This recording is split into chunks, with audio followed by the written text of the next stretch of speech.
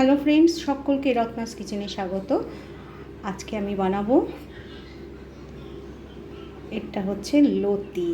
লতি বানাবো, বাঙালির একদম ফেভারিট।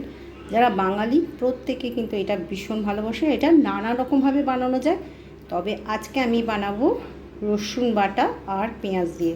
খেতে কিন্তু ভীষণ ভালো হয়, আর কিছু সঙ্গে লাগে না। সর্ষে বাটা দিয়েও বানানো যায়। যাই হোক, আজকে আমি কিভাবে বানাচ্ছি আশা করি আপনাদের সঙ্গে শেয়ার করছি, আপনারা পুরোটাই দেখবেন। আমি সকালবেলায় মানে একদম সকাল সকাল লতিগুলোকে কেটে নিয়ে তারপরে ভালো করে ধুয়ে সেদ্ধ করে নিয়েছি। তারপরে সেদ্ধ করে জল ঝরিয়ে নামিয়ে নিয়েছি। পেঁয়াজ কুচি নিয়েছি, একটা টমেটো এখানে অর্ধেক রয়েছে, আর অর্ধেক রয়েছে এখানে আমি সব মশলা কিন্তু দেখাইনি। এখন নিয়েছি এখানে কাঁচা আম, এখানে কাঁচা আম আমি ইউজ করব, টমেটো, হলুদ, লঙ্কা গুঁড়ো আর রসুন বাটা আর নুন, আর ব্যাস জাস্ট হচ্ছে সর্ষের তেল দিয়ে এটা হবে। তো আসুন, আমি একটা কড়াই বসিয়ে দিয়েছি, রান্নাটা আমি শুরু করব। পেঁয়াজগুলো ছেড়ে দিয়েছি, আর এবার দিয়ে দিচ্ছি নুন আন্দাজ মতন। খুব বেশি দেবো না নুন এখানে, কারণ বেশি নুন দিলে কিন্তু এটা যেহেতু শুকনো, এটা কোনো ঝোল ঝোল হয় না, তাই জন্য বেশি কিন্তু নুন এখানে দেবো না।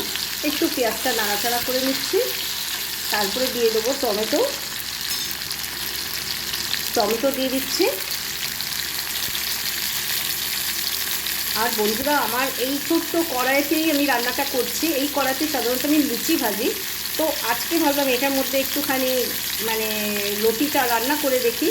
তবে পেঁয়াজ ছাড়তে গিয়ে কিন্তু আমার হাতে বেশ চাকা লেগে গেছে। আমি তখন কিন্তু ক্যামেরাটাকে অন করতে পারিনি, ক্যামেরাটা বন্ধ করে দিয়েছি এবং গ্যাসটাও বন্ধ করে দিয়েছি। তো আপনারাও এভাবে সাবধানেই রান্না করবেন। যাই হোক, আমি কিন্তু এবার দিয়ে দিচ্ছি রসুন বাটা,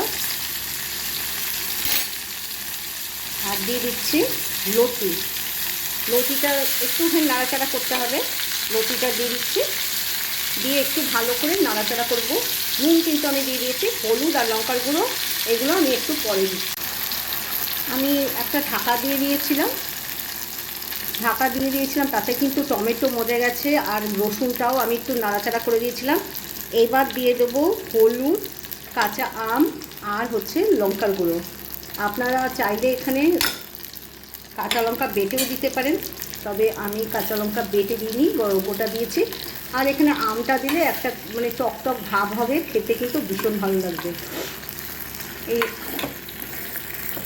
এবার কিন্তু একদম আঁচটাকে কমিয়ে এই মানে রান্নাটাকে হতে দেবো 1 পিঠ হয়ে গেলে, কারণ লতি খুব নরম হয়। এটাকে একটু সুন্দরভাবে মানে এমনভাবে রান্না করতে হবে যাতে একদম দলা না পাকিয়ে যায়। তো আমি এবার আঁচটাকে কমিয়ে দিয়েছি, দিয়ে এবার হালকা করে নাড়াচাড়া করে উল্টে পাল্টে রান্না।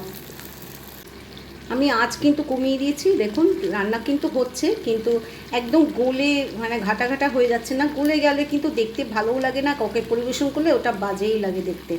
তো রান্নাটা কিন্তু একটু সাবধানে করতে হবে যাতে লতিগুলো একদম মানে সটান থাকে। তো আমি সুন্দর করে আবার উল্টিয়ে দেবো, আর খুব সময় লাগবে না। রান্নাটা প্রায় কিন্তু হয়েই এসছে। আমরা বয়েল করে নিই একটুখানি, যাতে অনেকে সন্দেহ থাকে যে লতি খেলেই গলা চুলকাবে, এই ধারণাটা থাকে, কিন্তু আশা করি আমাদের এরকম কোনো দিনই হয়নি। তো রান্নাটা সুন্দরভাবে আমি করার চেষ্টা করছি। আপনারা চাইলে কিন্তু এইভাবেই রান্না করবেন, দেখবেন আর কিচ্ছু লাগবে না। তো এবার একটু উল্টিয়ে দেবো, আর একটুখানি হলেই কাঁচা লঙ্কা দিয়ে আমি নামিয়ে নেবো। আর কিচ্ছু লাগবে না, কোনো গরম মশলা সব কিচ্ছু লাগবে না।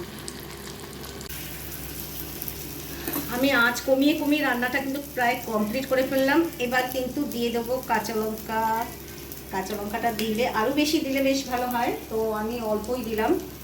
আমাদের বাড়িতে একটু ঝালের প্রবলেম আছে, ঝাল কিন্তু বেশি কেউ খেতে পারে না, বিশেষ করে আমার হাজব্যান্ড। যাই হোক, আমি রান্নাটা কমপ্লিট করে নিয়েছি, এবার পরিবেশন করে দেখাচ্ছি। রেসিপিটা যদি ভালো লেগে থাকে অবশ্যই কিন্তু লাইক দেবেন, শেয়ার করবেন, আর কমেন্টস করে জানাবেন যে কেমন হয়েছে। আপনারাও একবার ট্রাই করবেন এরকমভাবেই লতি বানানো।